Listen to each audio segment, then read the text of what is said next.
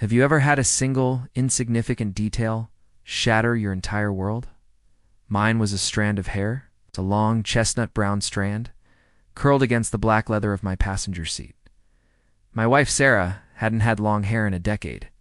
She'd chopped it into a sharp, stylish bob the year we got married. A look that was as much a part of her as her cutting wit and ambitious smile. I stared at it, the engine of my Lexus, idling in our quiet suburban driveway in Oak Park, Chicago.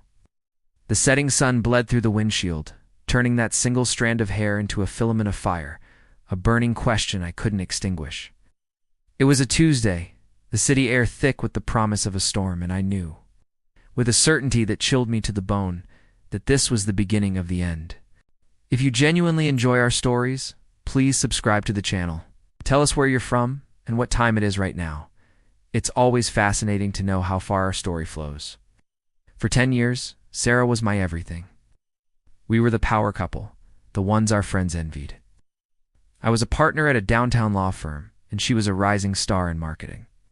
Our life was a curated collection of successes: the restored brownstone, the European vacations, the knowing glances across crowded rooms. I was loyal to a fault, believing our foundation was unshakable, but that single hair started to crack.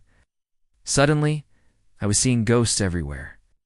A receipt from a bar on Rush Street I'd never heard of, tucked into her coat pocket. Late-night work dinners that left her phone buzzing with texts she de-angled away from me. She started treating me with a cool, dismissive arrogance, as if my very presence was an inconvenience. My questions were met with sighs and accusations of being controlling. "Don't you trust me?" she'd ask, her voice laced with a manipulative chill that made me question my own sanity. She and her lover, whoever he was, felt untouchable. Wrapped in a bubble of shared secrets while I was left on the outside, pressing my face against the glass. The breaking point came on a rainy Thursday. I'd come home early, a migraine splitting my skull. I found her in the living room, on the phone, her back to me. Her voice was different, soft, breathless, a tone she hadn't used with me in years. "I miss you too, Mark," she whispered. "He has no idea." There, I felt the floor drop out from under me. The loyal husband, the provider, the man who thought he had everything, was reduced to just there.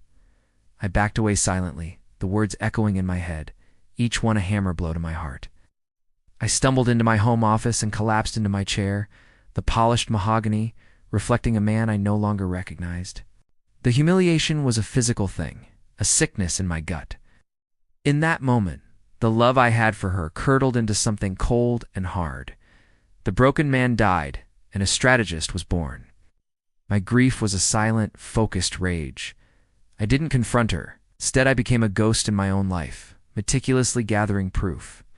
I hired a private investigator, a grizzled ex-cop, who operated out of a dusty office on the West Loop. The photos he delivered a week later were clinical and devastating. Sarah and a smug-looking man with perfect teeth, Mark, leaving a boutique hotel on the Magnificent Mile, her hand possessively on his arm. I saw them laughing over drinks at a rooftop bar, their heads close together.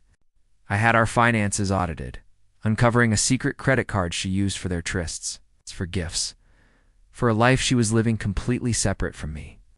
I placed a voice-activated recorder under the passenger seat of her car, the same place I'd found the hair.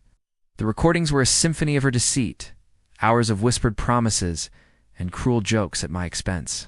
"He's so predictable," I heard her tell Mark one afternoon. "It's like taking candy from a baby." Each piece of evidence was a stone I laid for the trap that was to come. The plan had 3 stages: social, financial, and legal. Sarah's career was her pride, built on an image of fierce competence and integrity. Her biggest client was a family values-oriented lifestyle brand, a company whose public image was everything. I compiled a package: the photos, the credit card statements detailing hotel stays, and a transcript of the most damning recording. I sent it anonymously to the CEO of that brand and to the head of HR at her own company. For the financial trap, I waited until the day her annual bonus was deposited. With the evidence of her infidelity and misuse of marital funds, my lawyer filed an emergency motion to freeze all our joint assets, including the account where her 6-figure bonus now sat untouchable. The final legal trap was set for our divorce proceedings. Her affair partner, Mark, was a married man himself, a real estate developer with a carefully constructed public persona. My lawyer subpoenaed him as a witness, forcing him into the spotlight he so desperately avoided. The collapse was faster and more brutal than I could have imagined. Her company called her into a meeting and fired her on the spot for violating their code of conduct. The lifestyle brand publicly severed all ties. The news spread through our social circle like wildfire.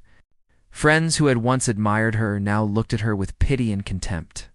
In court, she sat alone. Mark, under oath and facing his own wife across the courtroom, was a coward.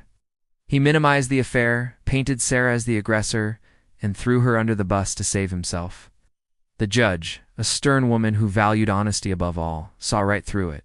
Citing the mountain of evidence of her deception and financial misconduct, the divorce decree was merciless.